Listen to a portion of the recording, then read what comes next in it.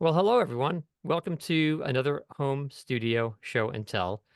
My name is David Goldberg. I am owner of Edge Studio, and this is a show where we break down studios, we talk about studios, we all ask questions of one another, we give advice to each other, we share, and we make everyone's studio as awesome as possible. That is the point of tonight's show. We have two super cool voice actors on. One I've known for a very long time, one I've known for a very short time. We'll get to that in a moment. But I do want to say there are some wonderful people already on this call with some people who've done this show before who have showcased their studio, like James Romick. Mike, I see you're on. Hello, Mike. You're on. I think you and Joshua were talking about being on next month. I'm not sure if that's scheduled or not, but um, very cool about that. I'm look, your Mike, your studio is so cool. I think everyone will love looking at it. Just the stuff you have on the wall is cool. Anyway, let me introduce our special guest stars tonight. They are truly both rock stars for different reasons. Um, so Rick Lance, Rick's voice sounds the complete polar opposite of my voice. Hmm. There couldn't be much of a different voice than mine. His voice is absolutely amazing. And while we were on this call earlier, I was joking around. I said, when I walk my dogs up the road every night, people know the names of my dogs. They don't know my name. I said, Rick, people probably know your voice and not necessarily the name of your voice, but man, they must recognize your voice. Rick and I have known each other an extremely long time. I don't know how long, Rick, decade, 2 decades at this point. Mhm. And his voice is just amazing. He also uses his voice so well. And Rick, that's the cool thing, right? Lots of people do have good voices. Your voice is exceptional in many regards, but it's how you use your voice. You don't rush when you read. You take your time. You don't read with tension. All the things that we teach at Edge Studio, you have such a great delivery with a great voice. You have such a professional attitude, and that is why you've been doing this full time for so many years.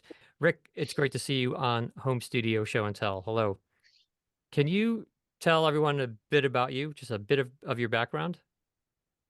Yeah. Well, it all started when I was born at a very early age. Oh, I'm just kidding. Actually started in 1993. Um, the My first commercial voiceover was kind of by accident. Happened to be at the right place at the right time, and just an ad guy came running in. He needed a VO done very quickly for his TV client. It was a beef restaurant here in the South. And I didn't know what I was doing, but they sent me a page through the little guy that ran up to my booth. Of course, there was no internet. So, and I thought it was I said, what is this? And they said, nothing rhymed. I'm reading this sheet. And they says, um, nothing rhymes here. Can you play me a tape? And he said, no, it's a voiceover, Rick. I said, what? A voiceover? So you just want me to talk? And he said, yeah. I said, okay. So I spent an hour trying to do that. And the guy walked out happy. It took forever to do this 30-second commercial. And I made $100 more than I thought I would. And he was happy. And that was the beginning of my voiceover career. And somewhere along the line, the voice of Americana became my slogan. And people ask me all the time how I came up with that. And basically, I just listened to my clients. They're telling me all different things about my voice. I listened to the adjectives that they used, and that became keywords for me. Earth tone, warm, gritty. Rural, rugged, all that stuff, that usual stuff. But connected to the land, outdoorsy, sportsmanlike. Uh, Earth tone, a lot of this kind of thing. And it just developed into, wait a minute, Americana. That's kind of the cross section of the all American guy out there. And that voice kind of, was developing into different areas like farming, agriculture, trucking, tourism, hometown banking, entertainment, outdoor sports, all sorts of stuff that manly stuff, and that's kind of how I developed that slogan and became the signature sound. And that's where I market is, you know, that, Rick, that. can you tell us where people have heard you? Well, people hear me in different places. They're always asking me locally. Um, I live in an area where hunting is big, and I have a hunting program that I voice, and I've been voicing 11 seasons for, called Country Boys Outdoors. So that's one of the things that around here that they've heard me on. Um, I do various commercials uh, all around the world. Commercial and corporate is pretty much what I do. I've heard Rick's voice on lots of things. Even in his newsletter, there's usually a shout out to one particular client, and I just Yeah. listen to it, and it's just like, ah, it sounds so nice. Lots of documentaries, like you said, lots of commercials, Hmm. lots of corporate work.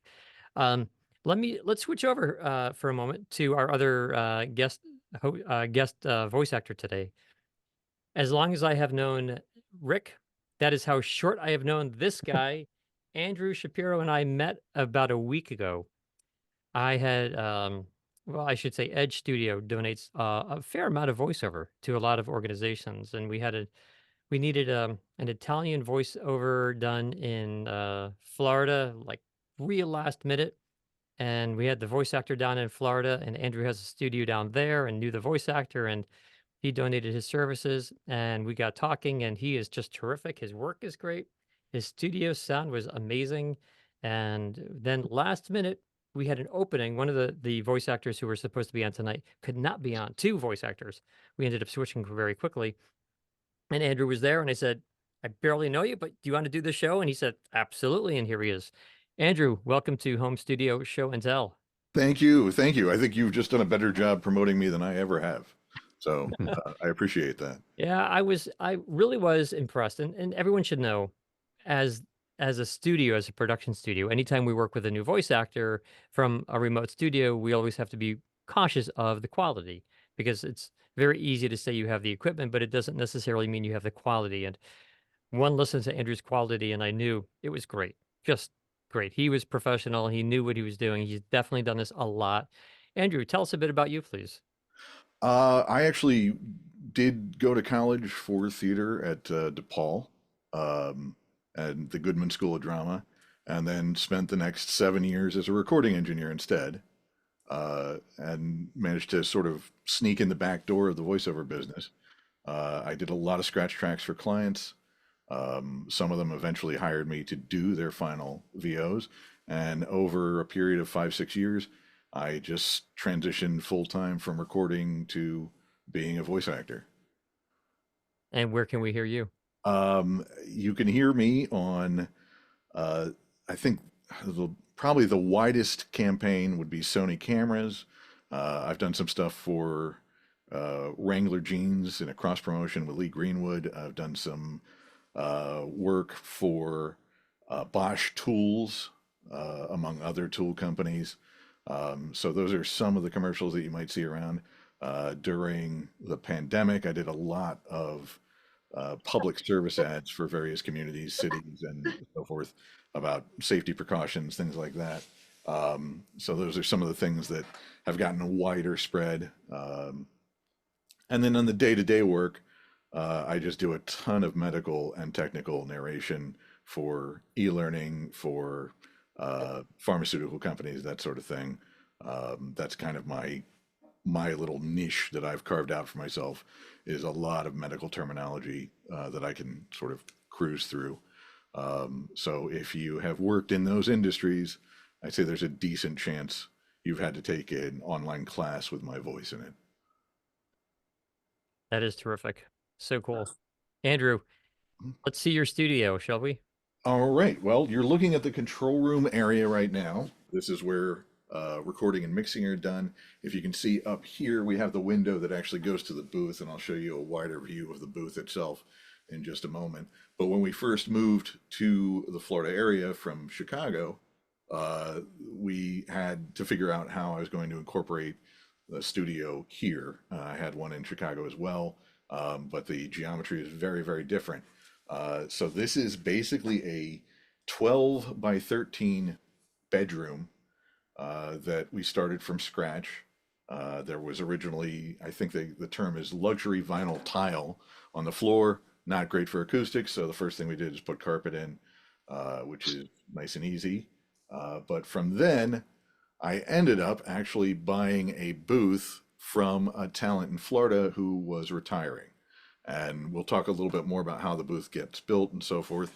But in the meantime, this slid in nicely in the space that we had left.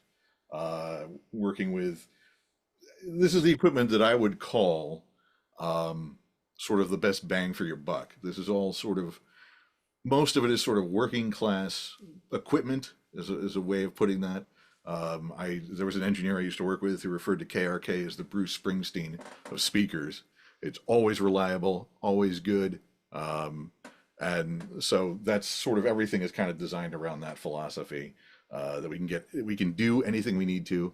It sounds really good. It's feature complete. I have room to add additional mics for a recording session. We can loop anything back, so playback to an online, whether it's Source Connect or a Zoom session or any of the other remote recording options. I used to work with ISDN. All that can be looped back and forth. We can hear anything we need to. And this is a sort of an old school mixer. This is from probably 15 years ago. This is a Mackie Onyx 1220. It used to have a Firewire interface, which obviously is not the way we do things anymore. But I keep that so I can route signals back and forth, so everybody can hear everything they need to. And the main thing I like about this is it has a talkback on it. So if I have people renting it out, or if someone is actually engineering for me during a session, we can speak to each other in and out of the booth with just a quick button press. And that's actually just a really handy feature to have when I was used to when I worked as an engineer. So between that and the KRKs, the other things you would need to see here would be headphone distribution amp. Again, that's just for the purposes of if we have two talent at the same time doing a spot, that's handy. And then as an emergency backup, because I will say I've had this go out on me a couple times, I've got a Focusrite Scarlett underneath here. That's the something's not working, and there's a session in 20 minutes back up there. And that's really it for the control area. What, Andrew? What? This is cool. What software are you running? I've actually been working with the Vegas SoundForge suite. I have a Pro Tools LE in the back if I need to match anything or sessions files. But again, especially if you do a lot of e-learning or training narration or something where there's a long form narration with a lot of individual files that all have to be named and separated if you're doing that, if they don't have an engineer for you. Um, the region mapping in that suite, I think, is the best for uh, dividing up files, naming them, and then exporting them as a batch. And the batch conversion process in that software is fantastic. So if you're doing that kind of work on a day-to-day basis, I think this has some advantages over some of the other popular software in the industry. Okay, that's very cool. Does anyone have any questions at this point? I don't think we've had anyone on with the software before. I've never used Vegas. I know of it. I have a good friend who swears by the KRK speakers, by the way. It's Absolutely swears by them. And so many people I know still have Mackies. They are like the workhorse. They really are. They last forever, some of those Mackies. Also, I do have a question about the sound pads, the three that are in front of you, one center and one in each corner. Are those bass traps? so yeah, so I have a bass trap here and here because the speakers are very close to the wall, which is not ideal. Here, probably might change to a diffuser in the near future, but that is just an Auralex absorbing pad for deadening. I don't know if you can see it in the shot. Right here is a window, and I Okay. was getting a lot of bounce as far as monitoring and mixing. Um, and oddly, this arrangement seemed to compensate in the correct fashion to get a flatter, more predictable sound. Yeah, Um, because then you have a window on either side, which can cause yes, flitter echo. So, Are the speakers, do they have portholes in the back? They no, these are front reflex speakers actually. Okay. These are the I want to say 5-inch Rocket G4s. So these are front facing reflex. Okay. And what Andrew, what about your ceiling? So that's kind of an unusual thing. I'm going to actually move the camera here, and I will get. This is just a mic I have set up for this session. We'll look at the recording mic. I'm in between both mics, which should be feeding, but my voice is going to get a little further away. Um, so the ceiling is a peaked ceiling. I think you can, I don't know if you can see that above the booth itself. It rises to its highest point here in the corner. Um, And when we brought the booth in, we had to tear out the light fixtures in the center. I don't know, you can probably see that because this was the only light fixture with fans that would fit in this narrow space from the entrance. Um, so the odd part about this is the ceiling is not treated in the recording, or I'm sorry, in the mixing area, uh, because all the reflections go away towards the door. So if you're sitting here, it actually doesn't create too much of a problem, if that makes any sense. Yeah, that angle is just uh, very fortunate for you. Yes, that was a fortuitous kind of situation. But I'm gonna see if I can go wider here, and we can get a better look at the booth. So the window that was built into the panels when we bought it, that works fantastically. It's just the right angle that I can either give hand signals if someone's recording in there, um, and I can see if they're positioned correctly or moving around if I'm doing the engineering. And if I'm working in there, which I do, which is most of the time, it feels a little less like a coffin to be in there. So that's very nice to have. What kind of booth is this? Who's the manufacturer? So this was according to the person I bought it from, hand built, based on plans you could buy probably a couple decades ago called a DAW box. And so I guess he's a better carpenter than I am, and he built this by hand. I made a few small changes to it when I bought it, but effectively, what this is MDF on the outside and the inside with some very high sound insulating value insulation in between.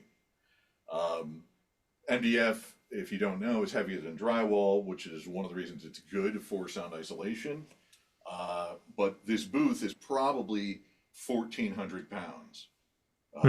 We have a crew come in and help us put it in the room when we reassembled it in here. So it is, you're not going to move this around a whole lot. This is something to do if you're pretty sure this is going to be a fairly permanent situation. Yeah, no doubt. Can we see inside? Sure. Let me bring you around here. And so this is the booth. It's pretty much isolated. You can see on the ceiling, if you're talking about what is happening on the ceiling here, I actually had the entire thing covered with foam, and it sounded boxy. It actually sounded a little artificial. I tore some of the foam out, and it actually livened up the booth, which gave it a more natural sound, in my opinion. So it was actually a little too dead when I finished putting all the foam in. What we have here is about a 6x6 space that can, in a pinch, accommodate two people. We have LED lighting to remain cool on the top. And then the monitor is a second screen for the PC. And I have a remote keyboard and mouse so that I can control the session that I'm doing myself. When people rent out the studio, obviously that goes away and it gets replaced with the stuff you see, bottles of water and cough lozenges that you see in most studios. So that's pretty much the size of it, and it works, I think, extremely well. Tell us about your mic. I can't quite see what that is. Sure. So the mic is a Shure KSM 44, which I think is a very, very underrated microphone. It has a fantastic sound, and as far as bang for the buck, again, I've never had a client have any issues with it whatsoever, and I've been using it for about 15 years. It happens to be very complementary to my voice, but I think it's very flexible and really worth looking at. I think if you're somewhere around the TLN 103, sort of looking at that kind of mic, this is definitely worth looking at as well. I've been extremely pleased with its use over the last decade and a half. So um, that's one I really like, and so far, so have the clients. Uh, What is your interface? the interface is the Mackie Onyx. Oh, interesting. The mix board has the Onyx preamps built into it, Okay. and I think they sound, again, for the money. I think they sound absolutely fantastic. At least with the setup that I'm working with here. Um, so that is the arrangement. And I've been using this for about 4 years here in Florida, and the only issue I have is that it heats up. It's dense, it's airtight. The door is a solid core door, um, and we can have somebody on a riding lawnmower right outside the window here and not hear anything. So it works quite well, but it also does heat up quite a bit. Have So you thought about ventilation? I have actually, and I've looked at a solution that might involve computer fans. There are some silent, like I have some very silent computer fans in the PC that I use for recording, and that seems to be a viable option with some foam. If I put some holes in the top, mainly to pull the hot air out, and I think that might be like if you can see in here near the lighting, putting one or two in the bare areas may actually work quite well without generating a lot of noise. So that's an option I'm looking into at the moment.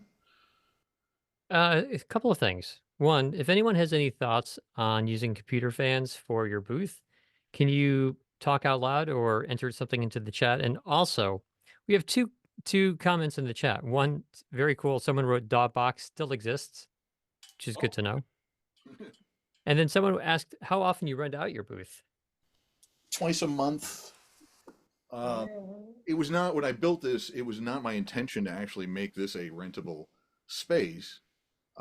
It worked out that way because what had happened is right before the pandemic, I had a new website put up. I had some SEO work done to promote my services as a voice actor.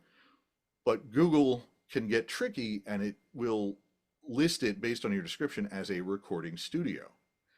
And I've worked, and it's very hard to get people to understand that this is not a place you can, record a band or things like that. Um, but we started to have talent come in from New York, LA, Chicago, wherever, all over the country. And so a number of people working in the industry would come down here. They'd be on vacation. And if you've been doing this for a while, you will get the call at the worst possible moment that legal changed something or something else happened and you have to go back and fix something you did last week and you were in a bathing suit lying on the beach. That happens surprisingly a lot. And so a number of actors have called me up and used this to either complete sessions, do auditions, things like that. And so this is the slowest part. It's the hottest part of the summer. It's the lowest tour season. So it's not very common for the summer.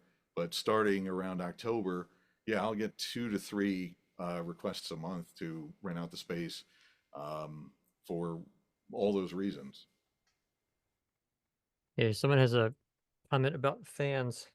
They said, I use these fans, one for intake and one for exhaust, ultra quiet. Oh, that's James. James, can you tell us out loud about them? Yeah, I put a link in there to the fans on Amazon. They're really, really quiet, like 4-inch fans. And I use like dryer hose that I snaked inside a wall. So every time that there's a twist in the snake, it lowers the dB level of the fans. They are ultra quiet to begin with. But I have one for intake and one for exhaust. So I have air circulation all the time because I'm in there narrating audiobooks and I don't Exactly. want to pass out from oxygen deprivation. So Yeah, Andrew, I think that is I mean, you have a great setup. I love the fact I l- I love the whole premise of your studio that it's like the bang for the buck studio, and that's terrific, right? Yeah, I think it's really good. There is some equipment out there that I have always considered like the great bang for the buck, and you've put it all together in one place, and clearly it works very well. You're unbelievably busy, and your sound quality was amazing when I first time I heard it last week, and so very impressive, very very impressive. Well, it's been great talking with you. Thank you so much for having me on. I'm gonna turn this way to watch the rest of the program. Okay, well, Andrew, thanks. Let's move over to Rick.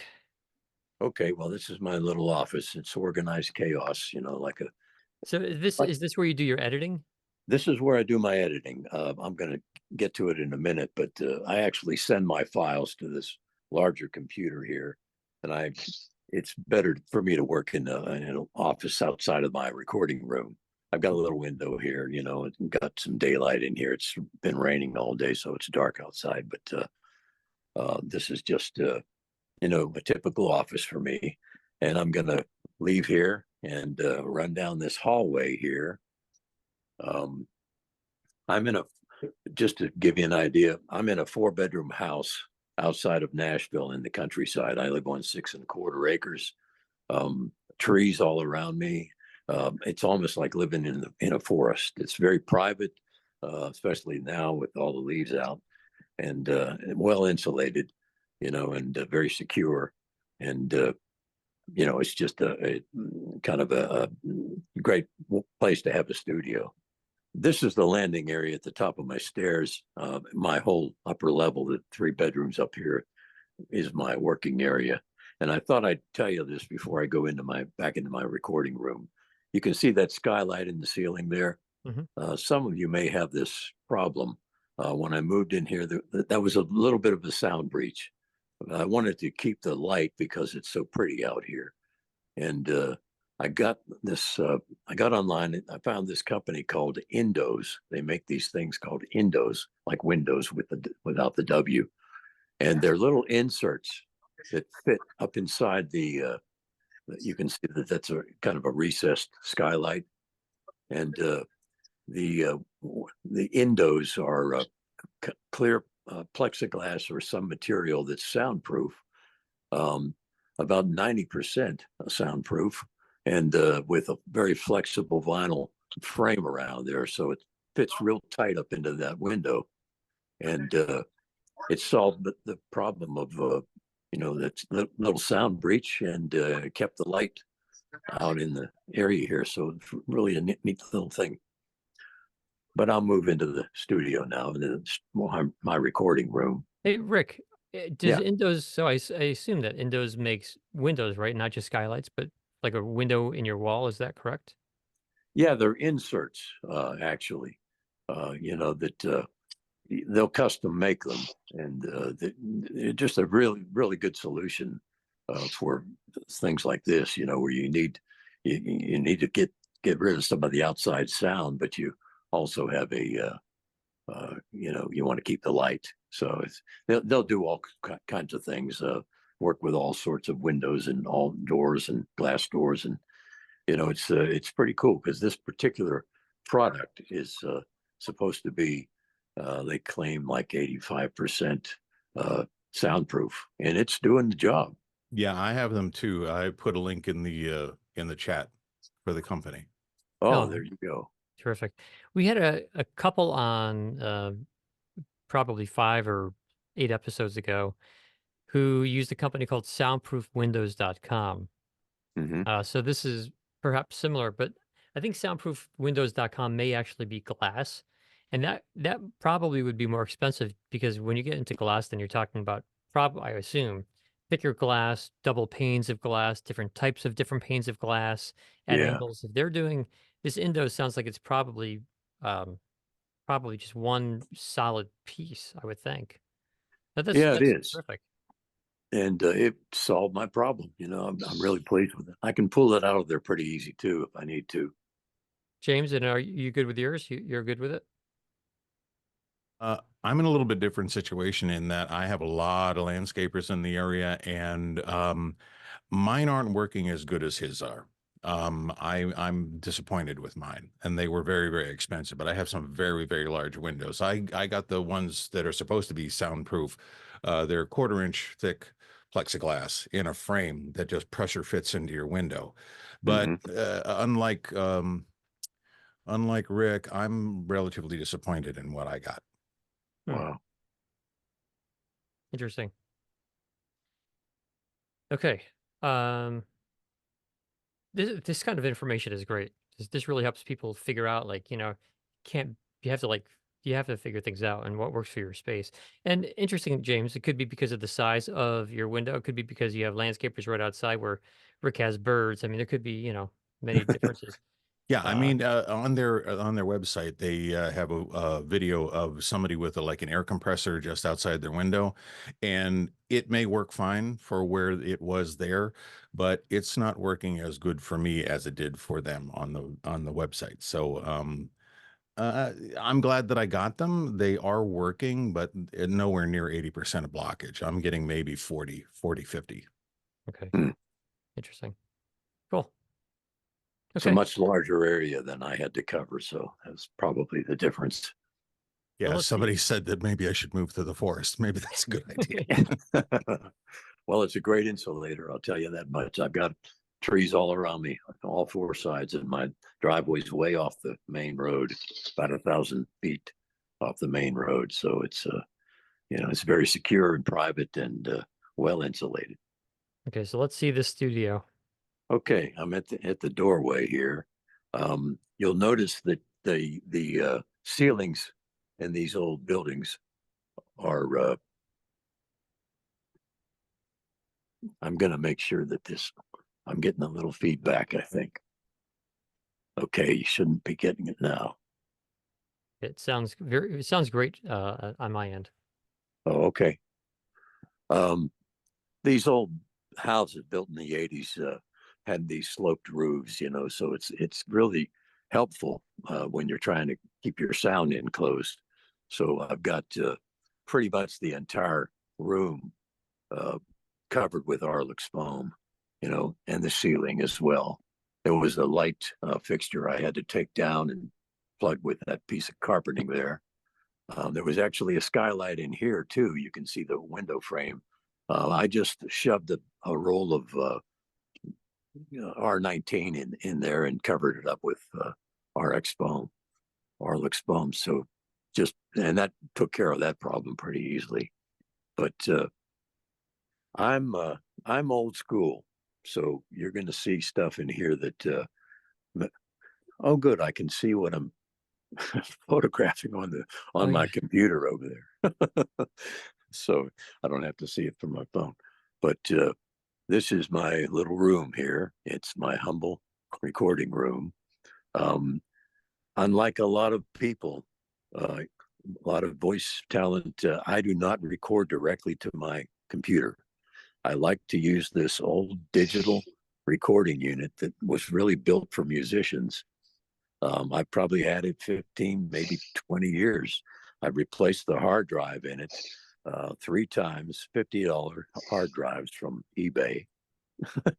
And I've got another one sitting in a box over here in case this goes out. But I'm actually probably going to upgrade to another unit similar to this. But I'm going to raise this light up a little bit. That might be helpful. As you can see, I'm into the Focusrite interfaces. I've got 2 of them there that I use. There's my computer.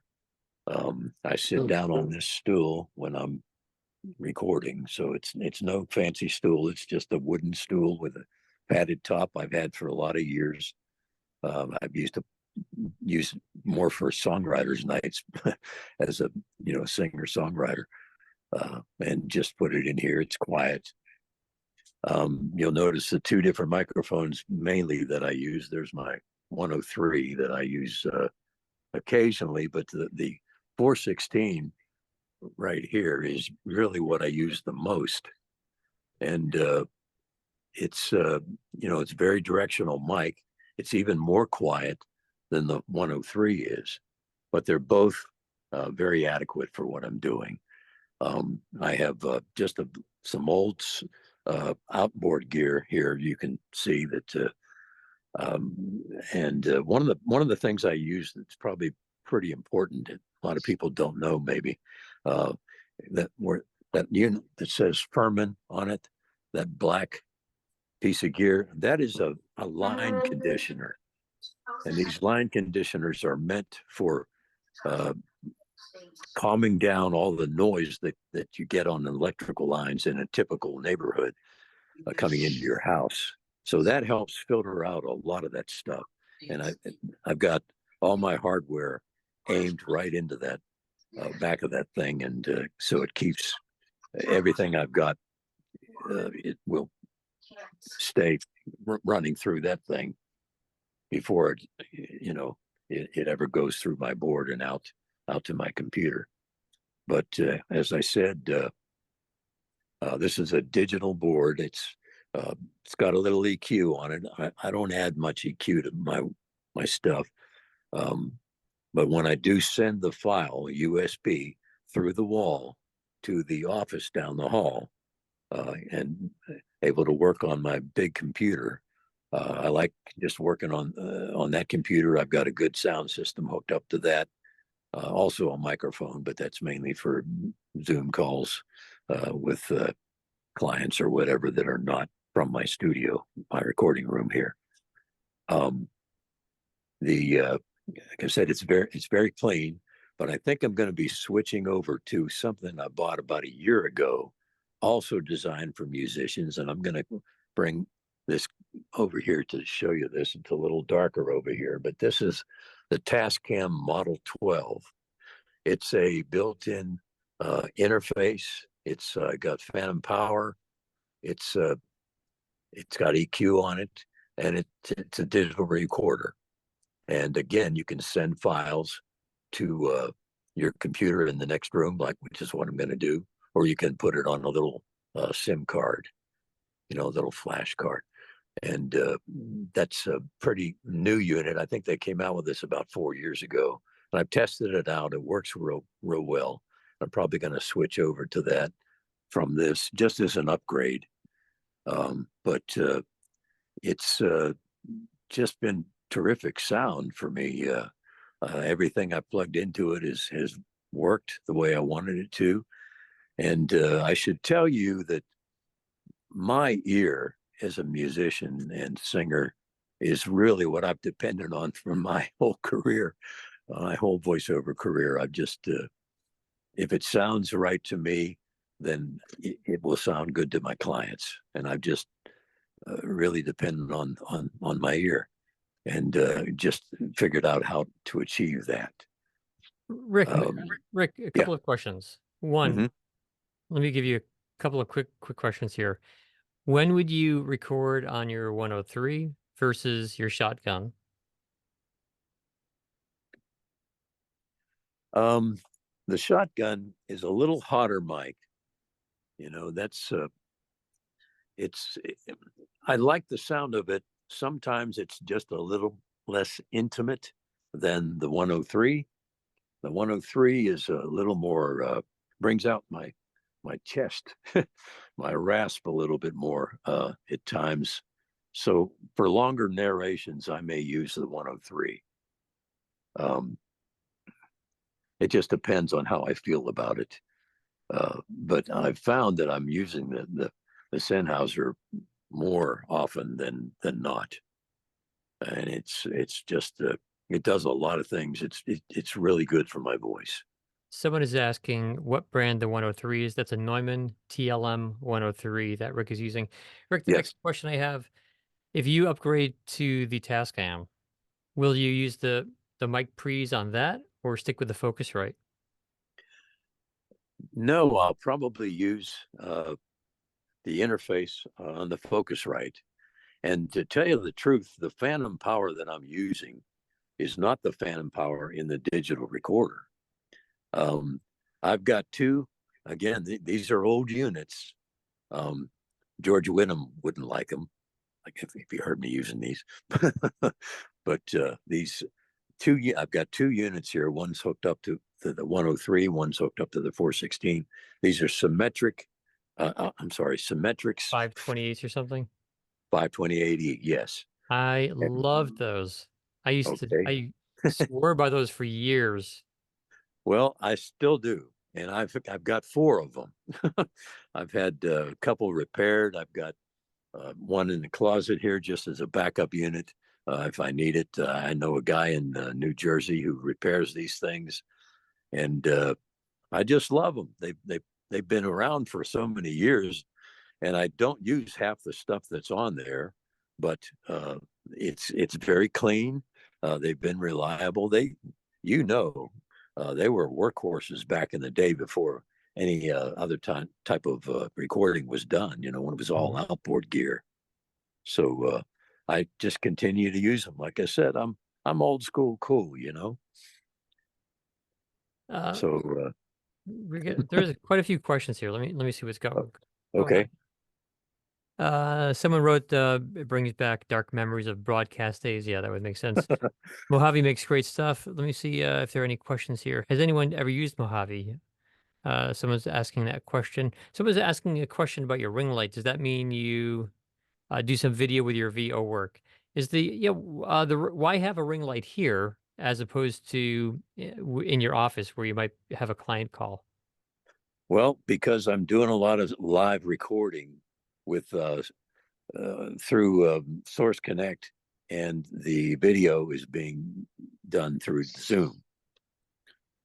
So they want if people want to watch me, I figure I need to light my face. So that's really what that's doing, and it's adding a little light in my room because I don't have any overheads here. So that's really the reason that it's there is for these Zoom slash Source Connect sessions. I don't record anything that for broadcast quality, you know, in my office over there. So that's the reason for that ring light. Okay. Can you offer playback to clients? Yes, straight through my board. I just start playing. It goes right through my interface, and no problem. I've never had a problem with that. I know that that's become a problem for some people, and I'm not sure why it hasn't been a problem for me. Well, keep at it. This is great. Any questions for Rick? So, times you record live with your client, someone is asking. Yes, sounds like you do. Yes. Yeah. Question to anyone out there, Andrew and Rick and anyone else in Zoom and in our Zoom right now.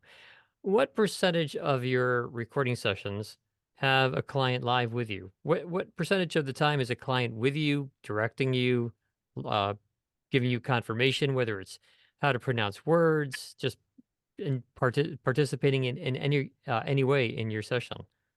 Someone is writing 25. We have a 5. Rick, Andrew, what do you guys think?